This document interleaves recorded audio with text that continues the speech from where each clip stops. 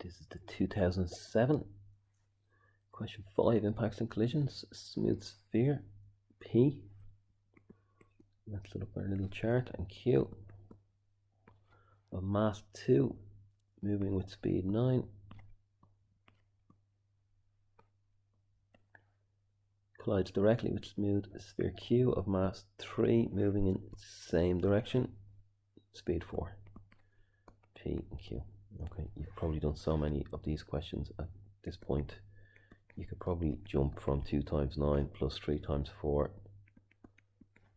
is equal to 2p plus 3q, and just write 2p plus 3q is equal to 30.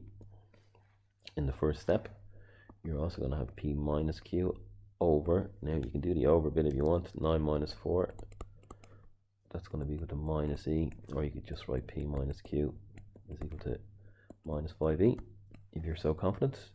So I'm going to get rid of the minus q, 3p minus 3q is equal to minus 15e, and we have 2p plus 3q is equal to 30. So we're going to get 5p is equal to 30 minus 15e. Tidy this up, we're going to get p is equal to 6 minus 3e. Q is equal to, from above, p plus 5e. So Q is going to be equal to 6 plus 2e. Q is p plus 5e, 6 minus 3 plus 5e, 6 plus 2e. So that's p and q. What are we asked for? So we're asked find in terms of the speed, which we have, and then show that the magnitude of the momentum, so we're looking at impulse here, transferred from one sphere to the other, is 6 times 1 plus e. So let's look at the impulse here on p. mv minus mu. So we're going to have 2 times the final velocity, which was p, so 2 times 6 minus 3e, minus 2 times the 9.